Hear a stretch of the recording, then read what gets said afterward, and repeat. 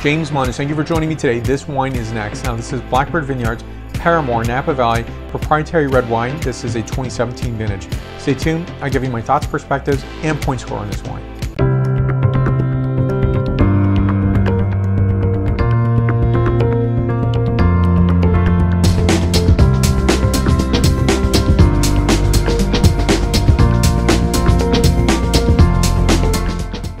I love this Roman numeral up here, almost like chalk written. And so I think their labels are always very evocative and so cool. Back label, and I actually like the mixture of the screen print and the paper label in addition. I think it's just such a nice touch here. And what I also like is their Blackbird Vineyards Born to Fly cork right here. And so it gives a nice homage overall to the brand itself. Fantastic producer. I love what they do. So the majority grape on this wine is going to be Cabernet Franc, Paramour. Illustration is going to be much more dominated by Merlot, but I think 49% in the current release, 2017. And the Contrarian is going to be much more dominated by Cabernet Sauvignon. So the idea, in my opinion, is to really get the flavor or feel. And there are some people who very much enjoy, say, much more of a Cabernet Franc oriented wine.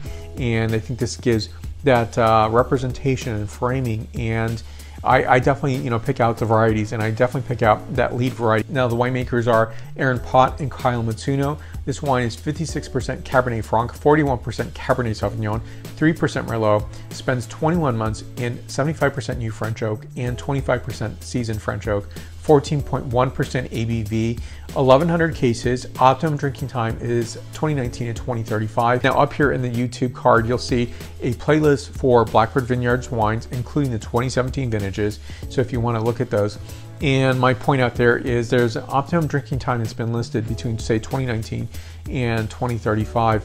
And when I look at that, I'm thinking to myself, this could definitely, based on the acidity, definitely last longer than that. But I think the point on that is optimum. And so someone might term an overly aged wine as less than optimum. To me, I find fascination and beauty in it. And no one really knows how it's going to go after that. So I definitely seek out aged wines if you haven't tasted a lot. And the way to do so is, obviously you have a friend who has a great collection, but not everybody has a friend with a great collection of aged wines. So when you're at a winery, ask them if they have a library wine that they're tasting. Maybe it's 10 years old, 15 years old. It might be a great way to get that flavor and characteristic and feel for an aged wine. So this wine is going to have a composition of 3 vineyard sites, really outstanding vineyard sites. Now the Stagecoach Vineyard, which is one of the vineyard sites utilized, is going to be Merlot as well as Cabernet Franc. Ballard Vineyard in Spring Mountain District on the other side of the valley. On the opposite side, western portion, is going to be Cabernet Sauvignon. And then finally, Crocker and Star Vineyard in Rutherford is utilized. So to me, I think this is really that handsome, beautiful, sophisticated expression. And the bottle price point on this is $135. Now this wine, a little more of my wine glass, because this is a interesting wine glass. It's very voluminous, and I picked it purposely for this tasting because I can easily smell the wine. And so when I fill it up, or actually pour just a little, it looks like I'm hardly having any in here. But based on the size of this is actually so large it can fit 2 1/4 bottles of wine in it.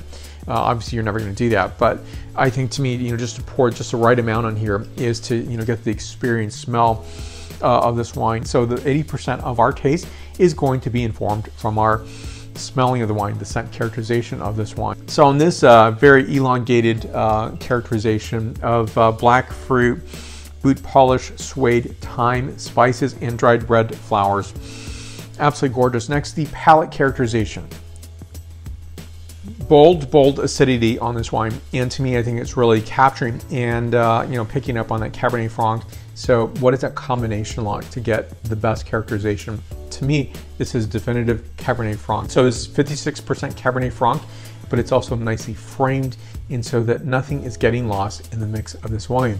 It is, just very beautiful and very nicely herbaceous, the way I want a Cabernet Franc to be. So I've tasted other Cabernet Franc wines where there should have been much more of a calibration, and it shouldn't have been 100% bottling, or maybe just a smidge of other Bordeaux brethren to really even out that wine, to balance the wine.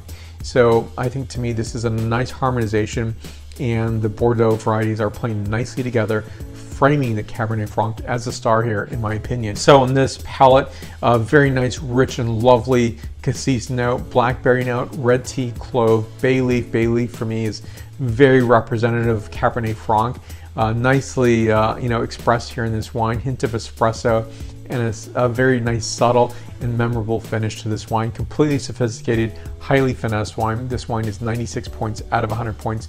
More information on the producer down below. Questions and comments. You can actually, link to the producer, go to their website and purchase wines directly, especially from states. It can receipt wines from California, which at this point I think it's probably all except maybe 10 states in the United States. But to me, I think it's a lovely expression to enjoy with a very nice meal. And yes, I would serve this in a U.S. Thanksgiving. And my Thanksgivings, in another video I did mention, that are not always traditional. Sometimes I'll have prime rib in addition to turkey, or maybe it's roasted turkey or roasted smoked turkey. So there's different things I will do, and it depends on what I'm really wanting to prepare for that particular Thanksgiving meal. If it's not that, it's another meal. I'm still going to enjoy this with family and friends. What you want to do with this wine is taste it with your guests all together before you start with your food, because you really want to get that flavor, taste, experience, and understand what the wine is.